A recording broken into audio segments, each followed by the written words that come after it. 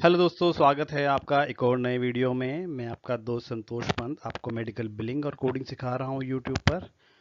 और आज हम एक और अपने इम्पॉर्टेंट चैप्टर के ऊपर आ गए हैं, जो कि है हॉस्पिस डिनाइल्स के ऊपर।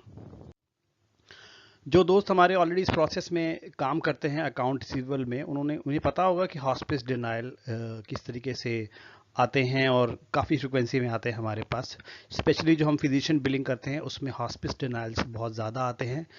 और जो लोग हमारे दोस्त नए नए इस प्रोसेस में आए होते होते हैं या एज ए फ्रेशर ज्वाइन करते हैं या जिनको ज़्यादा एक्सपीरियंस नहीं होता, तो वो लोग थोड़ा कंफ्यूज हो जाते हैं कि ये हॉस्पिस क्या होता है, डिनाइल्स को हमने कैसे सॉल्व करना है।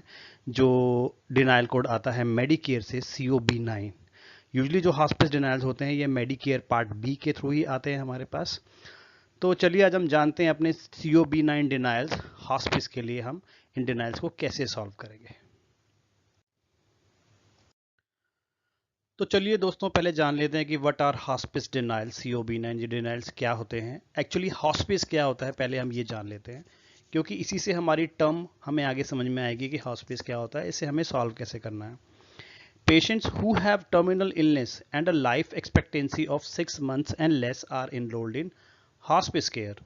दैट मीन्स कि जिन पेशेंट्स को टर्मिनल इलनेस हो गई है, वह हो सकती है वो लास्ट स्टेज की किडनी डिजीज हो सकती है, पेशेंट वेंटिलेटर पे हो सकता है किसी भी कारण से, पेशेंट की किडनी फेल हो गई हो, या पेशेंट को ऐसी कोई डिजीज़ है जिसमें उसके बचने के चांसेस बहुत ही मिनिमम है, और अगर पेशेंट अभी जीवित भी है तो वो 6 मंथ से ज़्यादा नहीं जी पाएगा।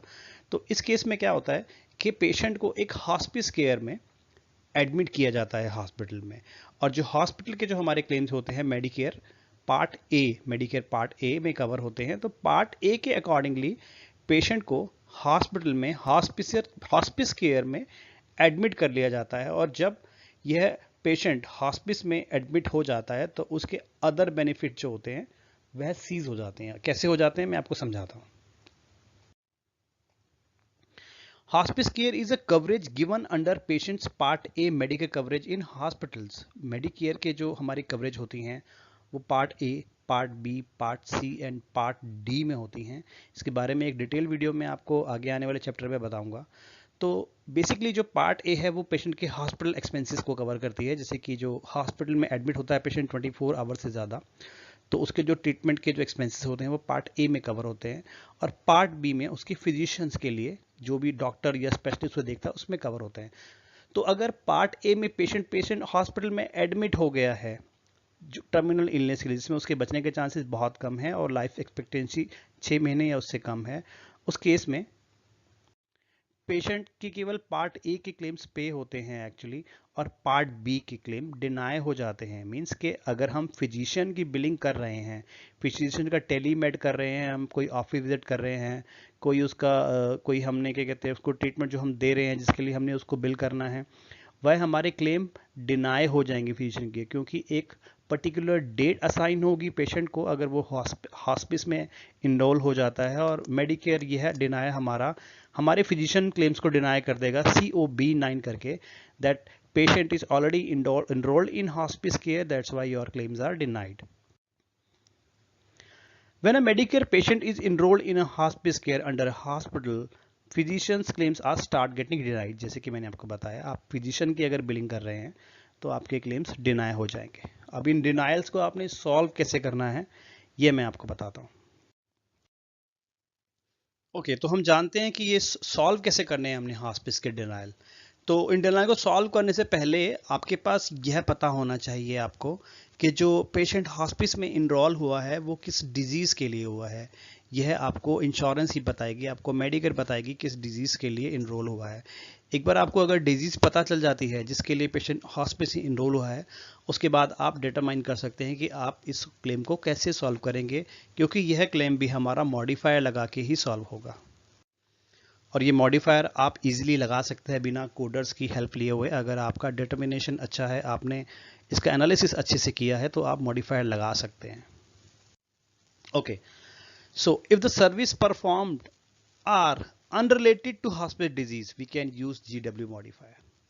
दैट मीन्स के अगर आपको हॉस्पिटल डिनाइल आया है और आपने इंश्योरेंस से कंफर्म कर लिया मेडिकेयर से ये पेशेंट हॉस्पिस में क्यों इनरोल था। मान के चलिए कि एक पेशेंट है, वो उसको एक लास्ट स्टेज का कैंसर है और उसे कैंसर का ट्रीटमेंट चल रहा है और डॉक्टर ने बोला है कि उसकी लाइफ उसको 6 महीने से ज़्यादा वो बचेगा नहीं। लेकिन इस बीच उस पेशेंट को फीवर आ जाता है या वह उसको फ्रैक्चर हो जाता है, वो गिर जाता है या उसको कोई फ्लू आ जाता है, तो इस केस में वो फिजिशियन के पास जाएगा ट्रीटमेंट के लिए।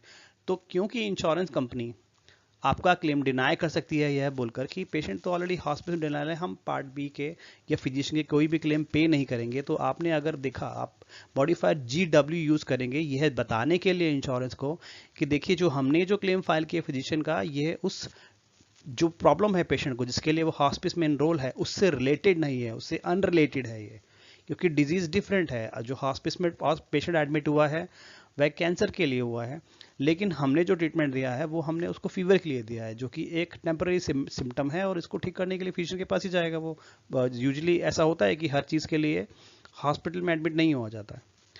तो GW मॉडिफायर आप लगाएंगे तो ये आपका क्लेम सॉल्व हो जाएगा। और मैं आपको जहाँ तक बताना चाहूँ आपके 99% क्लेम्स GW मॉडिफायर से ही आपके सॉल्व हो जाएंगे, क्योंकि ज़्यादातर यही होता है कि हमारी जो डिजीज़ होती है, जो फिजिशियन के पास पेशेंट जाता है वह डिफरेंट डिजीज़ के लिए जाता है। जहाँ तक मेरा ऑब्जर्वेशन है, देखिए आपके क्लिनिक में आपके डॉक्टर के अकॉर्डिंगली डिफरेंट हो सकता है, बट मोस्टली GW मॉडिफायर से हमारे क्लेम सॉल्व हो जाते हैं। लेकिन ये याद रखिएगा कि GW मॉडिफायर हमने मतलब आंख बंद करके नहीं लगाना है कि कोई भी क्लेम आया हॉस्पिटल ने GW मॉडिफायर लगा दिया।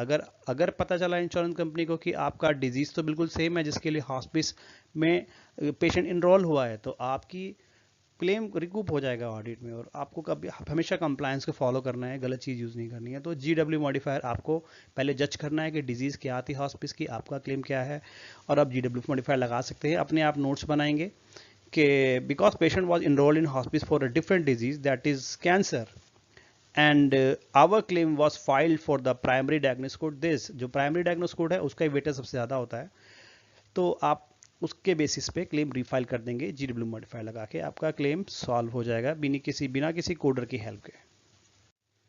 Okay, if the services performed are related to hospice disease but the physician is not employed by the hospice care or hospital and never seen in hospital for hospice, use GV modifier। अब यह भी हो सकता है कि patient को cancer है और पेशेंट कैंसर रिलेटेड ही किसी ट्रीटमेंट के लिए आ गया है फिजिशियन के पास, जो उसके नियर अबाउट जो उसके पास था घर के वह उसके पास आ गया। यह हो सकता है कि किडनी डिजीज उसको कुछ सीवियर किडनी पेन हो गया, लास्ट स्टेज किडनी डिजीज पे है, वो पेन हो गया, हॉस्पिटल में एडमिट नहीं है बट हॉस्पिस केयर में इनरोल्ड है। दैट मीन्स कि हॉस्पिटल ने उसको मान लिया कि ये उसका लास्ट स्टेज है। तो ये ज़रूरी नहीं है कि वो 6 महीने हॉस्पिटल में रहेगा, वो अपने घर पे भी रह सकता है, कहीं और आ जा भी सकता है। ठीक है, तो उस केस में अगर पेशेंट सेम डिजीज के लिए आ गया तो मेक श्योर आपको ये पता होना चाहिए कि जो आपका फिजिशियन है वह डायरेक्टली एसोसिएटेड नहीं था हॉस्पिटल के साथ जहां उसका ये डिटर्मिनेशन हुआ था कि ये पेशेंट हॉस्पिस में इनरोल किया जाएगा। मीन्स कि आपका फिजिशियन का कोई भी रोल नहीं होना चाहिए जिसमें जिस रीजन से पेशेंट हॉस्पिस में इनरोल हुआ है। तो डिफरेंट डॉक्टर आया है, क्योंकि डिफरेंट डॉक्टर के लिए ये प्रॉब्लम नहीं है, उसको तो पेशेंट के बारे में नहीं पता कि उस ये हॉस्पिस का इसका ये प्रॉब्लम चल रहा है। तो उस केस में अगर सेम डिजीज है, फिजिशियन डिफरेंट है, फिजिशियन को पता नहीं है कि हॉस्पिस में उसका कोई रोल नहीं है, ना ही उसका कोई रिलेशनशिप है उस हॉस्पिटल के साथ में, तो आप GV मॉडिफायर लगाएंगे, उस केस में आपका क्लेम सॉल्व हो जाएगा। ऐसे भी कई सारे हमारे केसेस आते हैं जिसमें GV मॉडिफायर लगता है, बट आपको मैं बार बार यही कह रहा हूँ, आपको बहुत अच्छे से डिटरमाइन करना है, आपको इंश्योरेंस से बात करनी होगी ज़रूर, कि पूछना होगा कि पेशेंट इनरोल हॉस्पिस में किस रीज़न के लिए हुआ है, अपने क्लेम को रिव्यू करना होगा कि प्राइमरी डायग्नोसिस कोड क्या है जिसके लिए आया है, मीन्स कि चीफ कंप्लेन क्या आती है, चीफ कंप्लेन क्या है, इसके लिए आपको नोट पढ़ना होगा, पेशेंट का मेडिकल रिकॉर्ड पढ़ना होगा, जिसमें आपको पता चलेगा कि ओके पेशेंट की मेन चीफ प्रॉब्लम ये थी। हो सकती है उसको एडिशनल कुछ प्रॉब्लम हो कि उसको वॉमिटिंग हो या कुछ और हो, लेकिन मेन चीफ प्रॉब्लम क्या है जिसके लिए वो डॉक्टर को देखने आए हैं, तो उसके लिए आपको वो डायग्नोस कोड का वेटेज फर्स्ट पे रखना है और अपने क्लेम में GV मॉडिफायर लगाना है। इवन आपका किडनी का पेशेंट है, किडनी के लिए आया है कि उसको सीवियर पेन हो गया है, बट GV मॉडिफायर लगा के आपको बताना है कि हमारा कोई इसमें रोल नहीं था पहले हॉस्पिस में, आपका ये वाला claim GV code GV modifier के साथ में 100% पे हो जाएगा। हमारे कुछ दोस्तों ने एक क्वेश्चन किया है मेरे साथ कमेंट में, मुझे सजेशन भी दिया है कि उन्हें मेडिकल रिकॉर्ड रिव्यू करना सीखना है कि मेडिकल रिकॉर्ड कैसे रिव्यू करें। अब देखिए मेडिकल रिकॉर्ड कई टाइप के डिफरेंट हो सकते हैं, ऑफिस नोट्स होते हैं वह डिफरेंट होते हैं, और सर्जरी रिपोर्ट्स जो होती हैं डिफरेंट होती है, लैबोरेटरी रिपोर्ट डिफरेंट होती हैं, एक्सरे जो भी रेडियोलॉजी की रिपोर्ट्स होती हैं वो डिफरेंट होती हैं। तो मैं कोशिश करूंगा आपको वन बाय वन सैंपल आपको मैं रिव्यू करूंगा आपके साथ में और आपको बताऊं कि रिपोर्ट कैसे रीड करनी है, बॉडी के क्या क्या पार्ट होते हैं रिपोर्ट के, सबसे ज़्यादा वेटेज किसका होता है और डायग्नोसिस कहाँ से पुल किए जाते हैं।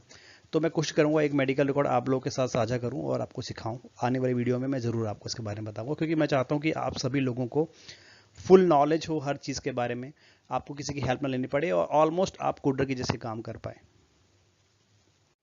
इस एग्जांपल में हॉस्पिस के जो क्लेम्स हमारे डिनायल है वो GW और GV मॉडिफायर से ही सॉल्व होंगे। एग्जाम्पल जैसे कि मैंने आपको बताया है, if patient has cancer as hospice disease and we billed office visit और टेलीमेड फॉर फ्लू फीवर। तो अगर हमारा डिफरेंट है, पेशेंट हॉस्पिस में कैंसर के लिए हुआ है, कैंसर से अनरिलेटेड डिजीज के लिए आया है तो हम GW मॉडिफायर लगाएंगे, और अगर कैंसर से रिलेटेड ही आया है तो GV मॉडिफायर लगाएंगे। या कोई भी एक टर्मिनल इलनेस हो सकती है, कई सारी डिजीज ऐसी होती हैं जो टर्मिनल इलनेस में काउंट होती हैं। तो उन डिजीज़ के बेसिस पे आप ये 2 मॉडिफायर लगाएंगे। इन 2 मॉडिफायर के अलावा मुझे शायद पता नहीं है कि कोई और मॉडिफायर जो हो ये हॉस्पिटल को सॉल्व कर पाए। आपकी अपील्स वगैरह कुछ काम नहीं आएंगे, केवल ये मॉडिफायर्स काम आएंगे, इसमें कोई आपको अपील राइट करने की ज़रूरत नहीं है। तो दोस्तों, अगर आपने ये वीडियो यहाँ तक पूरा देखा है और आपको ये बेटर लगा वीडियो, आपको कुछ सीखने को मिला, तो आप इस वीडियो को ज़रूर जाते आते लाइक ज़रूर कीजिएगा और शेयर कीजिए मेरे दोस्तों के साथ में जो इस प्रोसेस में काम करते हैं। अपने व्हाट्सएप ग्रुप में शेयर कीजिए, जो लोग आपके इस प्रोसेस में आपके काम करते हैं उन लोग को ज़रूर ये वीडियो हेल्प करेगा और आप लोग अच्छे से अपनी जॉब को परफॉर्म कर पाएंगे और आगे फर्दर ग्रो कर पाएंगे अपनी कंपनी में। थैंक यू सो मच दोस्तों। अब मैं एक नई वीडियो के साथ आपके सामने आऊँगा बहुत ही जल्दी। Thank you.